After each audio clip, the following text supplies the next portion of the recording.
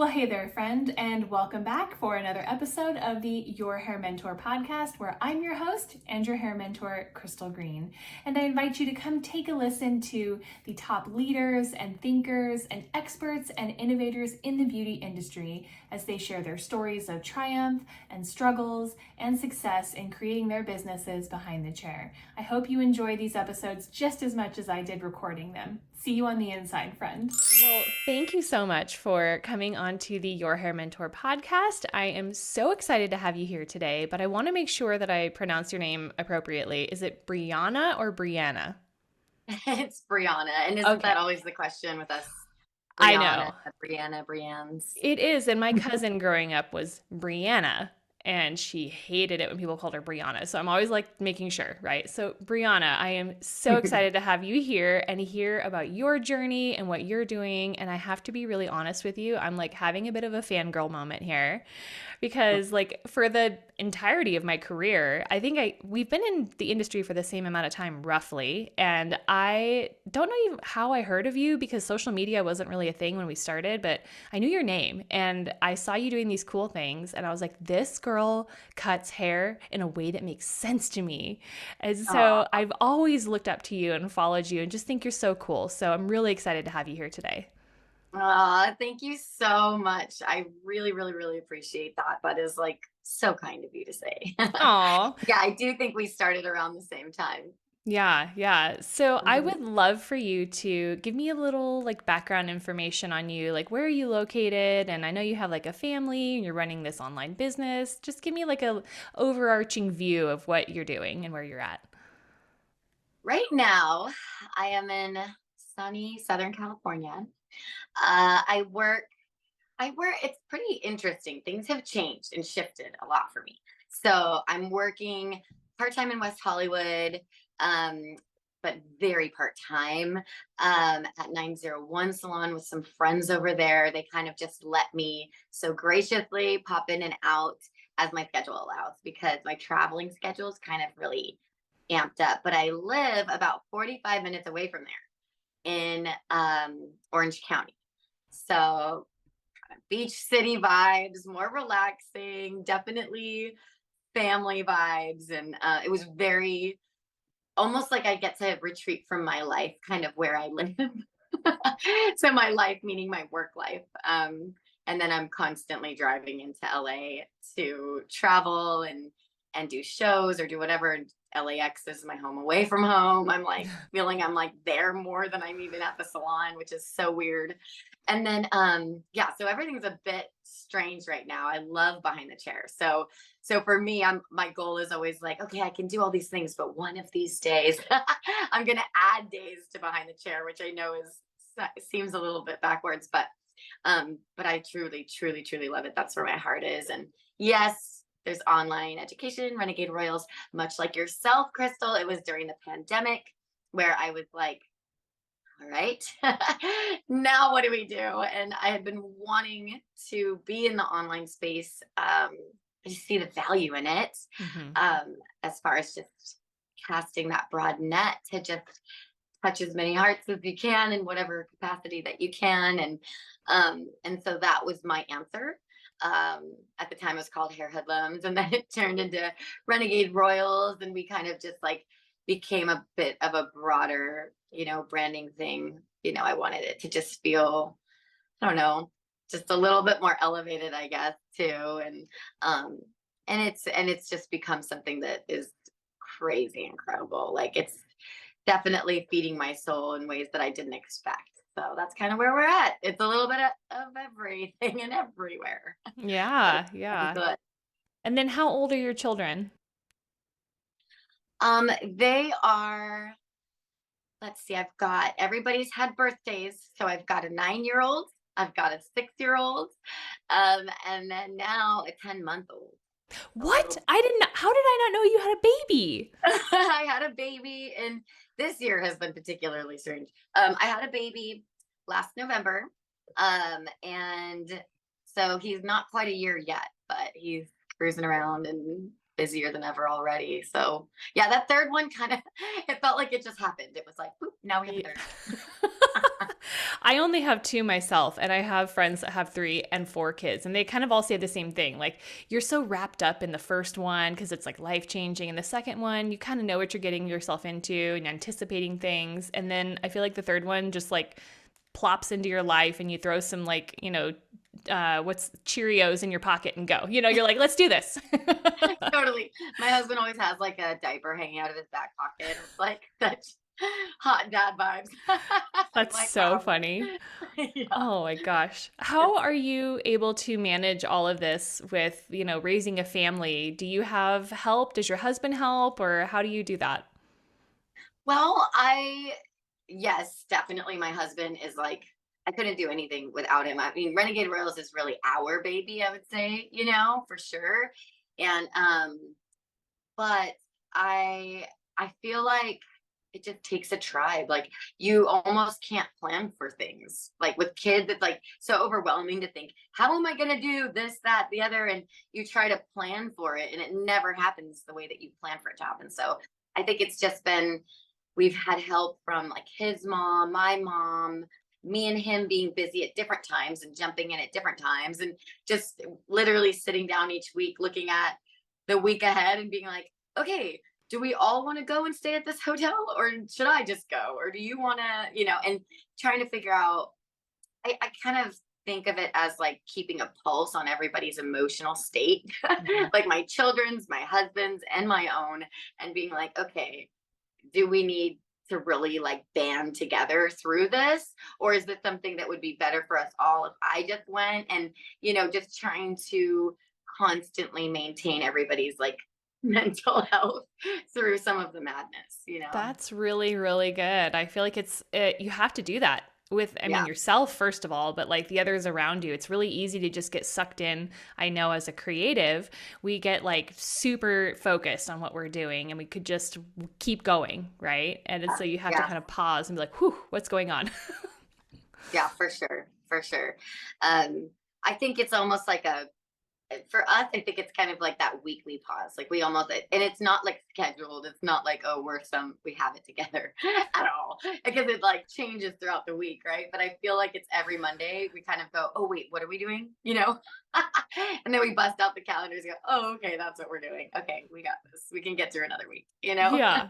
This is my favorite part about having people on the show is I feel like obviously the way we present ourselves on social media and in our content that we put out is like this polished, like, curated view of us. And it's really easy to take a look at someone and be like, damn, they have got it all together. And like, I am struggling. I've got this like mom life, this work life, all these things. And I just love hearing the real conversations of like, yeah, I barely have my shit together too, but we're doing it. Absolutely. Anyone that says otherwise, right? It's like Yeah. little suspect. Exactly. Like, come on, tell me what's really going on right now. Okay. Yeah, exactly. And if I could be just totally honest, this year in particular, I have it's been like almost like if you looked at my social media, it definitely is a little bit business forward. Like it's hair, hair, hair, hair. And I've kind of always kept things a bit like, okay, hair on social media. And then my private life, my mom life, my with my kids and everything has been a little bit separate just out of my own, I don't know, like I'm a millennial and I just was like, okay, I'm going to do this for business. And I never really enjoyed social media until now that I'm like making such cool connections with people. I absolutely love, I've made lifelong friendships on there. And so I definitely have a different viewpoint of it, but I think out of survival for this last year, it's been a doozy. So I have been so like business on social media that I literally feel like I'm at a place. You're getting the before I actually do it. um, because I just even in the last couple of days was looking at it. I called a girlfriend of mine. Her name's Kia Neal. She's another person who is in the industry, and I just had like a chat with her, and I'm like, yeah, I feel like I need to go on and just say, hey, like I've just been releasing hair content, but like my life, I just kind of need to talk a little bit about my personal life and let you know what's really going on so that people can because I think it's important for people to connect to you in another way as well, or at least know where all of this is coming from. Like, what Yes. place is all of this coming from? You know what I mean? Hmm. So yeah, I feel like there's a need for that right now in my own social media, where Yeah. I'm like, all right, I've been keeping up with the algorithms, but that's about it. Right, right. And it goes into that whole like no like trust factor, right? In terms of like connections with people. Like the more real and honest that you are, the more they trust you and they like you and they want to follow you and they want to support you and they want to help you. But sometimes it's hard to do that. I kind of do the same myself with just like family stuff. Honestly, my daughter, who's 8 years old, is really private and she's always been Aw, shy. And I know even as like a little toddler, I'd be like, let me take a picture of you. And she would like hide her face. She'd be like, okay, you can take a picture of my hair. But I was like, oh, dang. Like, she's like, I don't want wow. you to show my face to other people. I'm like, huh. Yeah. Okay, it was a bit of a lesson for me because I'm like an open book. I'm like, I don't care. I'm like not modest at all whatsoever. Like whatever. People can Yeah. think what they think. And then I'm like, oh Yeah. wait a minute. I should be kind of respectful of their privacy and Yeah. feelings too. So I don't do a lot of personal stuff on social media, but the little bit that I do, people engage like crazy. Like they want to Yeah. see it. Yeah. And it's funny because it's not, I don't know. I don't know what it is. I think that I'm also not great at being vulnerable, to be honest with you. Like, I think I was raised like my dad's a cowboy. I was raised on a ranch and it was like, suck it up. And, like, I don't know. Everything was just like, I saw him last night and he's like, oh, you my tough girl, like it's just like that affirmation of like, you're like this strong, and he treated me, I think he was even a little bit not harder on me, but expected a lot more from me than even my older brother, because I think he saw himself in me. And so there's things that go back to childhood where you're just like, there's always a reason why you act or react or are a certain way, or whether you're private or out there. So for me, I think it's like showing that vulnerability and not just being like, all right, like, you know, the face that I put on is the Mm-hmm. tough face, but I'm like, I'm actually, going through X, Y, and Z. And I'm learning a lot about being vulnerable, Yeah. about letting people help you, about like receiving from other people and gifts and things like that. In my older age now, Right. I've learned those are my lessons. Like that, I'm like, okay, I need to break this down, and this is what I got to change. Yeah. So, in the last year, have you had like struggles in your business or just like in your personal life or both? It's definitely been personal life. Like business is just fine. Everybody's great. People are happy. Things are Hmm. good. I've been able to try. The struggles in my business life have been because of my personal life. Like, so the struggles that I've had to deal with, like, I had to cancel the hugest show I probably would have ever done that I produced. I was like, me and the other artists were like jamming on this whole like artistic direction, and it was going to be in Spain, and it was just this huge well event. And I was like, this is like the coolest thing that I've put on, and it was a lot of diversity and inclusion, was kind of our segment, but we took that and we made it like so kick ass. Like it was the most kick ass segment for sure. And so we were on our way. And granted, this is skipping the whole part of having a baby, going through postpartum, coming out of that, jump to this moment here that I'm talking about. We're on our way back to get our passports for my little one so that we're all going to Spain together, because it was one of those moments where it was like, I'm not going by myself. We're bringing a family. This is what's best for the family. And we're coming back, we're in the carpool lane. Some guy crosses the double yellow. So for people who don't understand carpool lane, in California, it's for people who have more than one passenger in their car, and it's on the left side, right?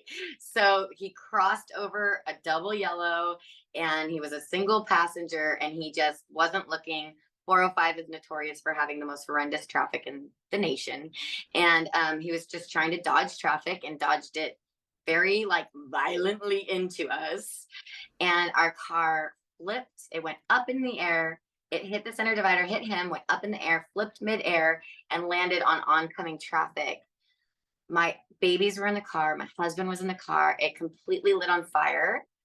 And then angels showed up, which was like somebody who was retired, a retired fire chief, a guy in an EMT outfit, and the police chief's wife grabbed my kids.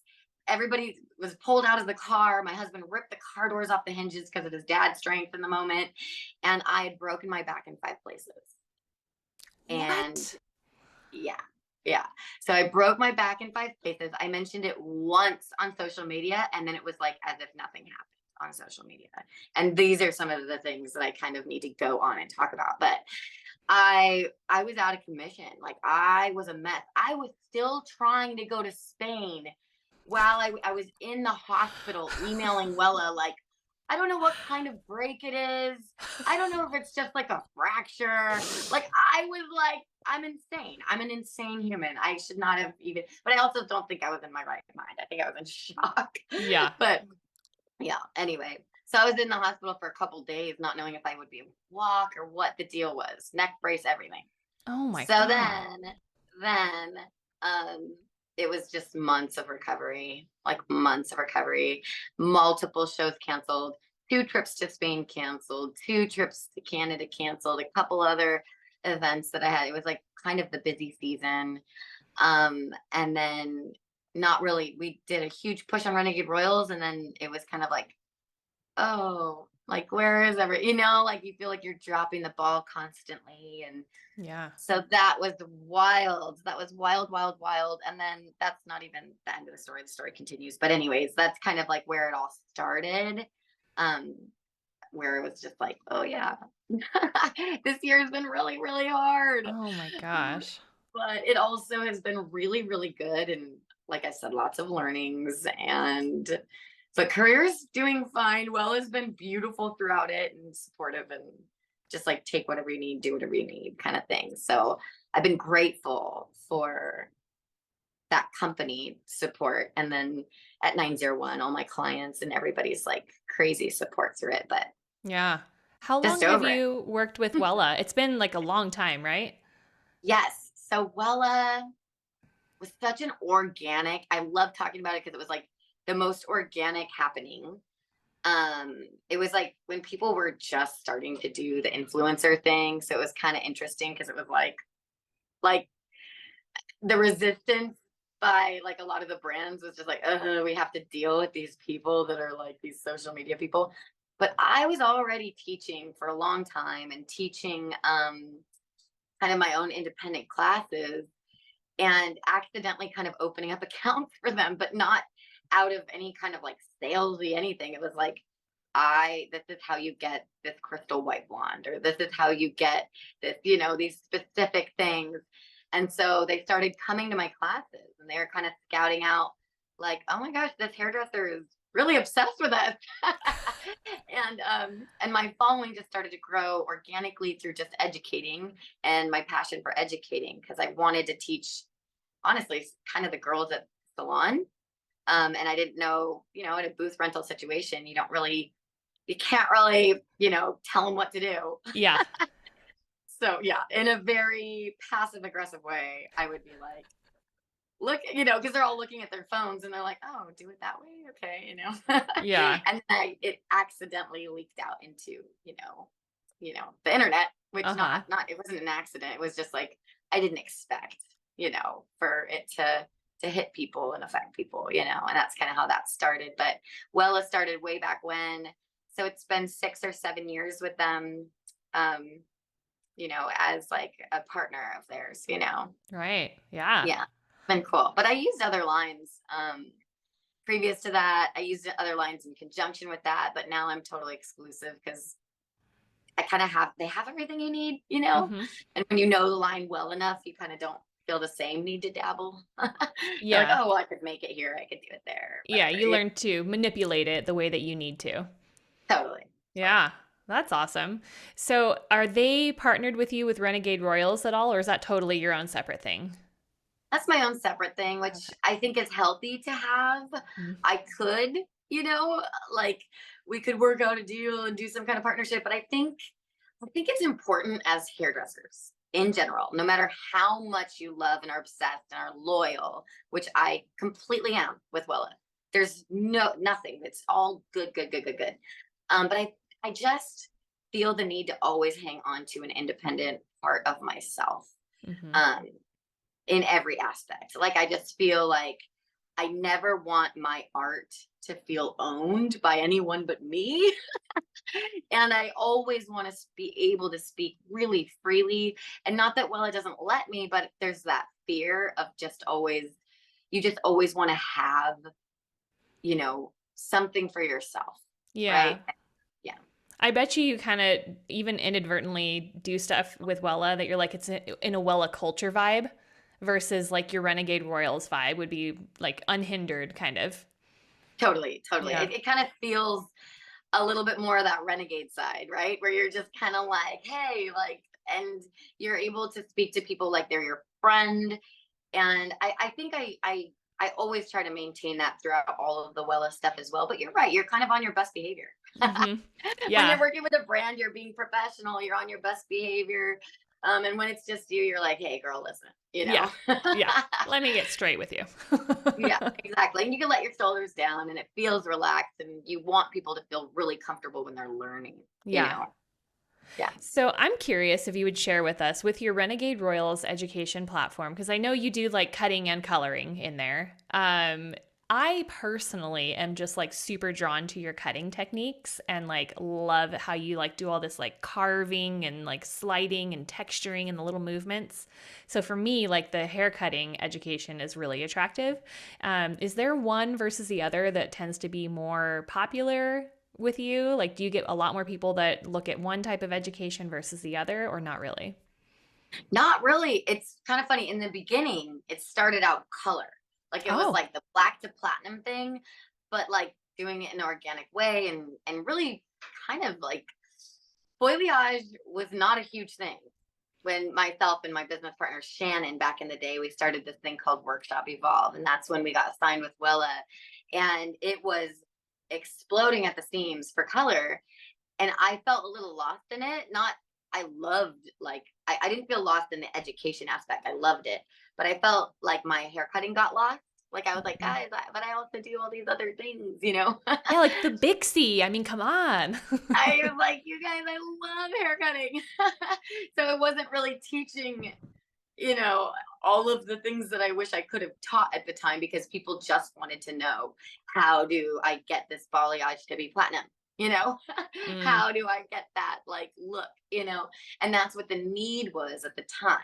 And so I got kind of known for that and I had to break out of that a little bit very slowly because you can't just say, oh, I do this, but I do, you can't show everybody everything at once online all the time because I feel like they only want to see what they're used to seeing from you.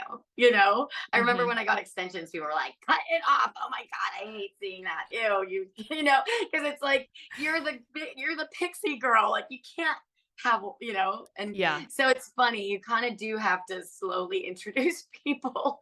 Like I cut hair. And then so I started doing the shag and then people are like, oh, we only want to see the shag from you. Like a lot of like people that want to work, they're just like, I want to see the shag. I want to see the shag. I'm like, but let's also look at these shorter haircuts and let's also look at these longer haircuts and like, really like get people into that zone. So it's funny because I have like my guys from the past, they're like, they love the color. And then I have people coming now. I feel like hair cutting education now is like really needed. Like it's Yes. just people know how to do that now. Like they know how to do all those foliage, balayage, like, and they were calling it different names and making it. And I was so blessed with so many educators coming in to take our classes. I was like, that's cool. Like, and it just caught on like wildfire. And I'm so like proud of that. And I don't need anyone else to know that. But I feel like me and Shannon, when we talk about it, we're like, hell yeah. Like, like Hmm. everybody knows how to do this and it's great and they're making it their own and it's you love when things catch on. And so that's kind of how I feel about even the Bixie. It's like, all right, like, and it catches on like wildfire and you're just like, you don't really care, you don't need people to know where it comes from. I just love to see like that hair cutting's a thing again and we can just go crazy and carve things out and do big disconnections and experiment and have fun and not feel so in a box. Yeah, I Like mean, trends really put us in a box sometimes. I was really waiting for haircuts to come back because for the Hmm. last, like, I feel like it's been 10 years since extensions have kind of taken off and then the balayage, it's like everyone's got long wavy hair.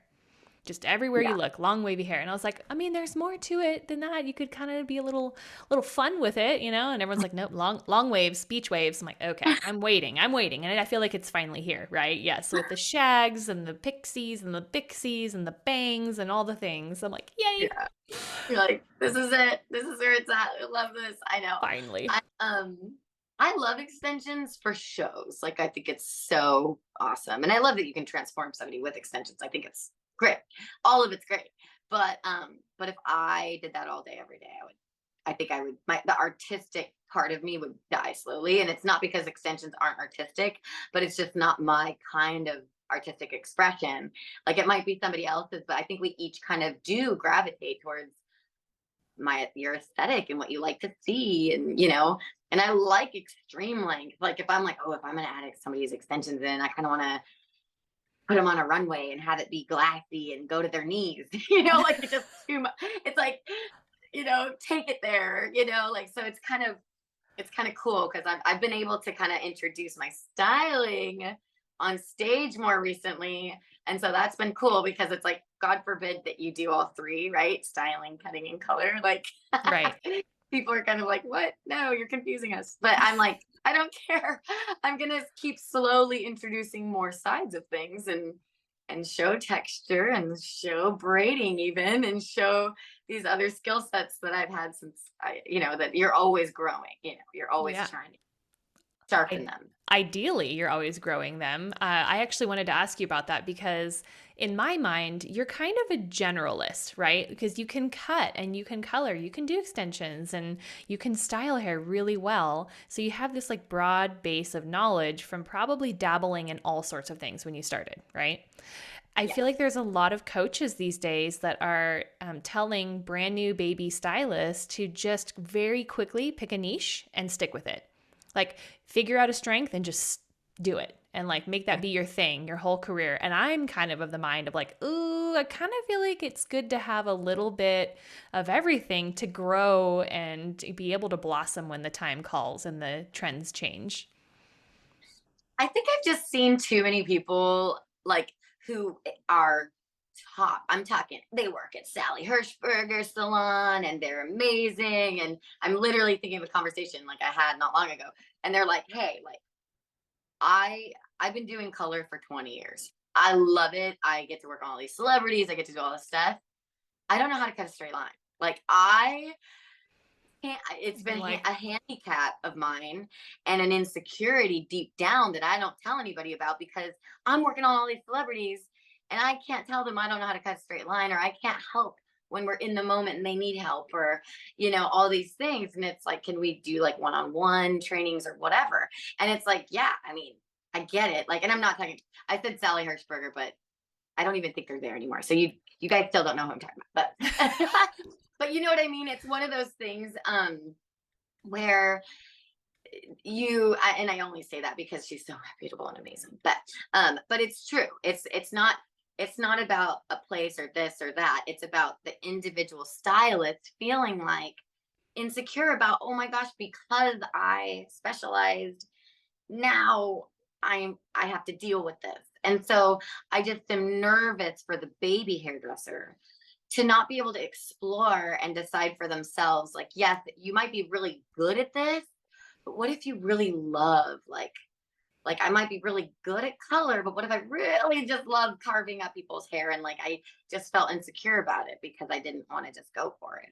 I don't know. Like I just think that there's always time to specialize, yes. but there isn't always that beautiful time in your career in the beginning where people are willing to pour into you and show you new things and take you in your hand and guide you through stuff. And so I feel like, why not learn as much of you can of everything?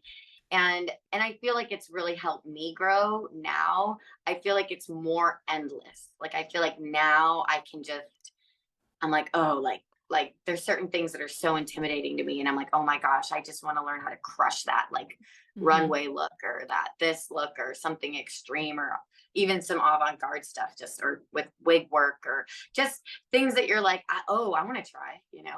Mm-hmm. And I think that that curiosity is healthy for an older stylist, like somebody who's been in the business a long time. It's so easy to get burnt out. It's easy to just go and specialize and do the same over and over and over every day, again and again and again. I would be afraid of burnout and I would be afraid of not being inspired. Same. Those are like my two biggest fears in my career. Right. I think a lot of people would agree. We're all creatives. You know what I mean? Like we want that sort of like high energy input and output situation. And if you're in like a lather, rinse, repeat thing every day, you're going to not be inspired after a while, you know? 100%. Yeah. Yeah. I'm glad you agree. Cause I definitely feel like, you know, trends come and go. Like I know you mentioned recently, like cowgirl copper, right? Like these things come and go. For better or worse. Exactly. Yeah. Exactly. And like we need to be able to pull from like a base of knowledge of things we've experienced before to be like, okay, I understand how to apply that in this situation now. Imagine if you've like never even tried to do a copper color before because you graduated beauty school and only did blondes. And now you're like, oh my God, my client wants copper. I'm dead. Yeah, I'm done. Yeah. It's so funny you bring that up because right now there's this crazy controversy over these names. Like people hate them. And then people love them. And it's like, guys, like, who cares? Like, it's all, to me, I just love doing hair. Like, I don't care what you call it. Like, I'm like, okay, you can call it whatever. Like, I don't know. Like, I just think it's okay. It's okay. I think you need to know how to talk to your clients.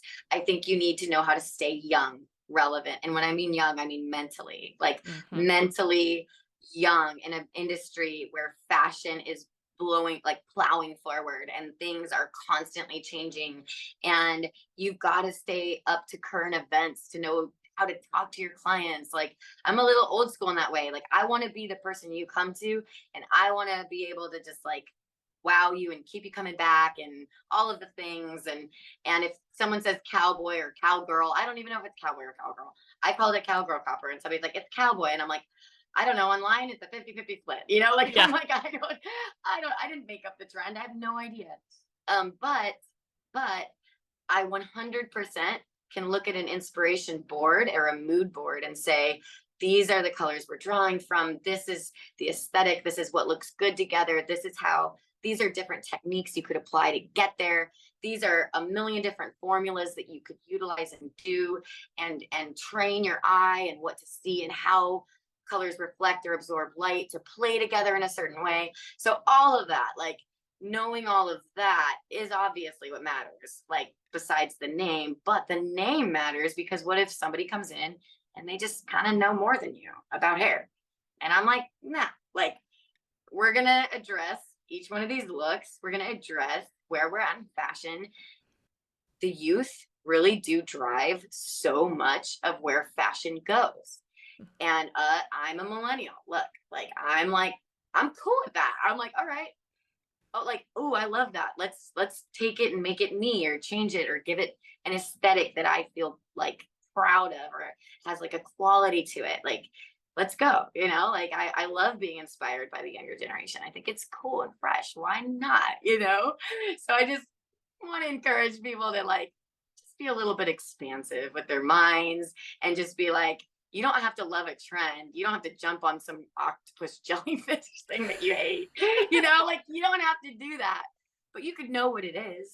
And if somebody came in, you could still crush a look just because you freaking have the skill set. Like you're just that good, you know, that could exist and that's okay, you know? Yeah, totally. I completely agree. And I feel like when things are consumer driven, which is, I think, what's going on with these names, right? The butterfly haircut, the wolf haircut. It's like not the hairstylists on TikTok that are posting about it all the time. It's the clients, right? The clients are saying, I want cowboy copper or cowgirl copper, and they're the ones bringing in the photos. Anytime my client is bringing me inspiration, I'm going to run with that, right? They're trying to tell me that they want something, and whatever language they want to use to get them there, it's totally fine with me. And if it makes them smile, even better, you know? And let's be real, they don't know what a level 6 red is. Like, they don't know. Exactly. No, and They're I not don't gonna need know. them. Yeah, yeah. I do think some stylists are coming up with these names, and some people, like, for me, I've always, if I've ever like said a name, like the Bixie was like the one thing that I was like, I need a name for a haircut that is in between this bob and this pixie, like that has actual pixie haircut underneath, an Hmm. actual pixie haircut on top, sandwiching a bob in the middle. Like, I have to like come up with something to define my class that I'm teaching. So I have to have names for people to search in a search engine in my education for people to find it. So if things become a trend, it was completely accidental. But but so I do think there are people kind of like coining things, and it's cute, but whatever. Like, I want hairdressers to be successful. So if Hmm. somebody becomes successful because they coined something, I'm like, I love you for it. You're Hmm. there's obviously a stroke of genius in it. Whatever. I'm Right. sure, right? Hmm. There's something, if something starts trending, there's a reason why. Like, even if I don't understand it, like, good for you, you know? Yeah. And then also, like you said, consumer driven stuff is just like, we have to listen to our clients, like, we're in the service industry and I love it. I love them for it. I love that it's a collaboration. I love when my clients get artistic and show freedom and an interest in like coining a look for them, So, Oh, absolutely. Yeah. I know. I would love to speak with a hairdresser who's one of the ones that's like, ugh, blech, I hate all the names. Can we just call it what it is? Because most people that I've talked to are like, oh, no, it's fine. I love it. It's creative. oh, I'm like, really? see? Oh, no, I totally have friends. I have multiple friends that are like, oh my gosh, this is so annoying. And I think their point is that people are capitalizing, you know, like, Yeah. capitalizing on I it or mean, but something. there's Or so just much like, money in the world. Like, if they can yeah, have a grab of money because they came up with Cowboy Copper, whatever, you know? I don't, whatever. Yeah, it doesn't bother me. But I do think that, and I also think that they just get like annoyed because they've been in the industry for so long that they're just like, oh, it's been done before. It's called a graduated bob. It's called a one length, whatever. It's called long layers. It's called, but I'm like, but then where does it stop? Internal layers, convex layer. Like, are our clients really going to come in asking for the right thing ever? No, they never Yeah, right. Can I have this taken up to my occipital bone? You're like, oh, really? Okay, cool. are. Let's How talk specific about are you? that. Yeah, that's so funny. Well, I'm curious. So, okay, in the beginning of this conversation, you mentioned that you like work just a teensy bit behind the chair. And usually, when I'm talking to people that have established a different business, like a digital business or educational business where they travel, they're at some point going to walk away from the behind the chair business. It's kind of like they're holding on to it because they love it, but they know it's like on its way out. And you Yeah, mentioned you almost want to go back to doing more behind the I chair. love it. I love it. I love, like, I think what it is it's that you stay so sharp when you're like one person after the other. You don't know what to expect. They come in, they ask for like something that you're like, what? We're going dark? Like, you know what I mean? And all those conversations and the connection. And there's a different type of pressure when you're working with models or working with brands. And it's not, I'm used to the pressure. It's like there's a boundaries even, like, oh, we can't take it up to this certain length, or we've got, there's it's not as free and as fluid and as fun, which is why sometimes I even just work on doll heads because I'm like, God, I just want to do exactly what I want to do. And usually with clients, you are working with restrictions, but a lot of times they're like, I'm here to get the whatever it is that you want to put on my head. And it's so fun. And then there's also the problem solving aspects of clients, like, it's just comes with so much. And it's very rich. And I think that it's hard to keep that perspective when you're in the salon every day. You kind of feel like, how can I get out of this and go do all these other things? And I think that that's totally valid, but I think that for me, it's always been a blend of everything. Everything has fed everything. And so when I'm not behind the chair enough, I feel like there's just this void or this lack of something, Mm-hmm. there's just this like something's like missing, like there's a piece of it that's not as sharp as it could be, or you're disconnected, or yeah, you feel out of the loop in a way. And like, how are you going to teach hairdressers how to do hair behind the chair when you're not doing hair behind the chair? I don't know. So I try to get myself, I put myself in that position as Hmm. much as I can, to just keep myself in check. Hmm. That's a really interesting perspective that you brought up, though, about like at this point in your career, most people that are going to come sit in your chair know who you are ahead of time, right? Like they're Yeah. aware that you're like this level of a stylist, right? And so they're coming in with this like heavy amount of trust.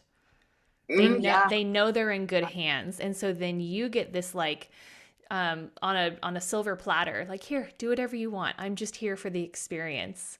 Like It's that true. is It's not so reality. cool. I'm like, it's not reality, right? I know.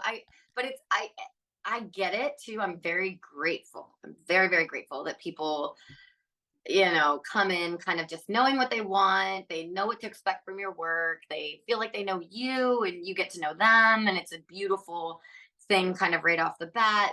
They even know your pricing. Like it's just like all out there for them to just be like, all right, I know what I'm signing up for basically.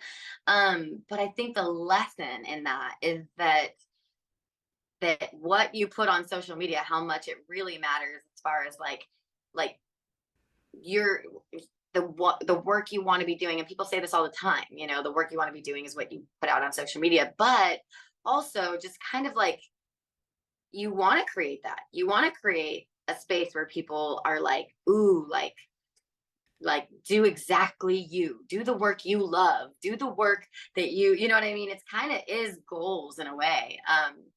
But it takes a lot of years to get there. It's not like poof, all of a sudden I have all these dream clients. When I started on the floor, I remember taking every color correction, every coily texture, every single person that would come through the doors that might take a little longer, be a little bit more effort, or stretch me outside of my comfort zone or whatever, just because I was like so hungry to like grow, and I'm not trying to like, it's not a bragging thing. I think it's kind of this weird self, like I have a little bit of a problem where I'm just like, if my value is in how hard I work, right, I need to correct that about myself, and I have a lot to learn from generations who are doing it better than I am, for sure. But I think that it served me well at a young age to be like, hey, like I'll do the hard stuff, like put me in, coach, kind of Yeah. thing, Yeah. because I felt like I wanted to prove it to myself and to everybody around me, like I can do this, like I can do this stuff. And so I don't know. I think that it goes back to even our point of just doing a little bit of everything and growing yourself in every area. If you haven't cultivated the space in your salon with your clientele to do that yet, um, doing it on your own time, being intentional, and going to classes that are outside of your comfort, like zone, you know what I mean? Like if you've never used a razor before, if you've never done curls before, if you feel like color corrections terrify you, Yeah. putting like thrusting yourself into those spaces, Mhm. and just picking people's brains and learning, and then actually taking those clients and doing it. Mhm. Yeah, Yeah, taking the risk. and yeah, totally. And then you don't have to be a celebrity stylist in order to have that trust factor be really high. You can just be someone who's been behind the chair working on their client base of loyal customers to get that same experience. Totally, totally, totally. Mhm. Well, I think that's really cool. You are definitely an artist at heart. Like for someone to be like, no, dude, I want to go back to working more behind the chair so I can have that creative space and that creative freedom. I think that's fantastic. And obviously, I feel like your heart's in the game. Oh, thank you. Thank you for saying that. I appreciate that. I think that we all have to fight for that. I think it's not like, oh, I think that there's always that side of yourself that's like, we all can get burned out. We can all feel like, I quit. I just quit. You know what I mean? Like we get there a million times over. But it's like, okay, so say you're there 7 times, get up 8, right? Like just keep like if you don't give into that, you don't give up, and you try it in a different way. You let your creativity shift you to like, okay, like maybe I'm stuck creatively, or I'm like it's getting mundane or whatever's happening. Be like, but I do hair. So why not go to the beach and give out free bang trims? I don't know. Like why not like shake it up for yourself to make that connection again with people and to make that connection with your own art and just kind of like find the love and find what makes you excited and not be afraid to do something different, especially now when social media just keeps showing the same thing over and over. It's like, this is getting boring. Like, let's do something different, you know? And so I think it's okay to ask those questions, to be that person and to take a risk. I think that, you know, for whoever's listening and feels like there's just been that thing where you're just like, I really like have all of that inside of me, but you feel trapped by, you know, the worlds that we live in our phone or in your salon environment or even at home in your family lives. I think I guess the one thing, if I could leave anything, is just like that encouragement of just, hey, like, take the risk, ask yourself, what is the worst that could happen? Kia asked me that last week. She's like, being honest and being transparent. What is the worst thing that could happen? Address that thing, because it's probably not that bad. Because it's ourselves, it's our own mentality that can really stifle us and get us stuck. And so just ask yourself, what's the worst that can happen, and just try it, you know? Yeah. And that's the only way you're ever going to have anything blow up for you, because you did something that's uniquely you, and that was your idea, that was like from your brain and from your heart, right? And then so just, yeah, please take the risk, because the world needs new art, different art. I want to be inspired, you know? Yeah. Like, so you got to take the risk, because we're relying on you for that inspiration. Absolutely. Well, I feel like this is a really great time to wrap around to the conversation. If someone wants more of you, what do you recommend they dive into first? Do you have like courses, memberships? What do you have to offer in the education space? I would 100% say Renegade Royals, like 110%, just because I'm online. Like, you can always DM me, you can always reach out. I'm not always the best, and I have never been the best at like being on top of everything. Like, I have like an administrative assistant who helps me be on top of everything, because I needed to do that for myself. Like, but because I guess, yeah, kind of typical artist, right? Like, I'm a little bit of a scatterbrain. But Renegade Royals is like all of my thoughts organized into one place. And I think there's way more classes. I have a huge list of classes that I haven't come out with yet. I'm like, oh my gosh, I can't believe I haven't done this one yet. Like, I want to do a razor 101. I want to do, like, why haven't I done that yet? Yeah.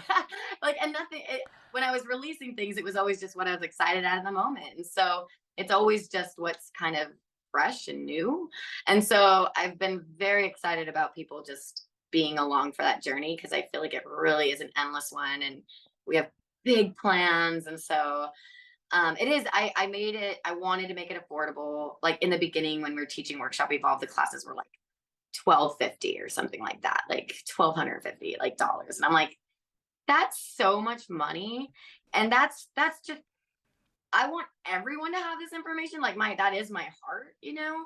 And so I'm like, I feel excited about the fact that it can be a monthly membership, that somebody could sign up for a month. They could take one class and peace out. Like, they could literally, for like $29, like, go consume as much as they want and just like cancel. I mean, you hope people don't do that. You want them to be like a part of your journey, and like, you want to connect and go deeper with people and like have it be this like loyal, beautiful thing. Yeah. But I also am like, I know hairdressers, like, I know what they're up to, you know, and I'm just like, just get that education, just get it, you know? So, so that was my way of like making it affordable, but also like, if they want to follow it like deep into the stream, jump in the river and let it take them, they can, you know? Kind of thing. So, okay, so it's Renegade Royals. It's a monthly membership, and it's $29 a month, right? That's it. Beautiful. It's so clean and simple. I love it. Yeah, that's it. And then the shows, like, there's always like, shows and things. And I did a tour. I took a step back. I had a baby. I broke my back. No big deal. Had a few other things happen in between that I'll probably share when I'm ready to be that vulnerable. But it's also just like that's why I think Renegade Royals has saved me, because I've been able to be creative and have an outlet when I can't always physically do that. So yeah.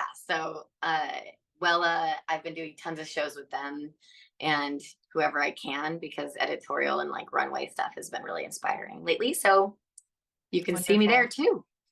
Well, I am excited for your new year, new adventure, and hopefully it will be less crazy for you. Thank you. Right? I'm definitely hoping that as well. So thanks for Yeah. putting it there. And thank you so much for coming on here today. It was an absolute joy to get to know you, Briana. I mean, you're everything and more than I thought you would be. Oh, thank you, Crystal. It was so delightful to talk to you. I feel like we're very like-minded. Agreed. Agreed. Okay, well, we'll be in touch, and I will let you know when this episode airs. Amazing. Thank you Thank so you. much. Take Bye-bye. care. All right, friend. Well, that's a wrap for this episode of the Your Hair Mentor podcast. It has been my pleasure to be here as your host. Again, my name is Crystal Green. And until next time, my friend, as I always love to say, have a wonderful hair day, and I'll see you then. Okay, bye.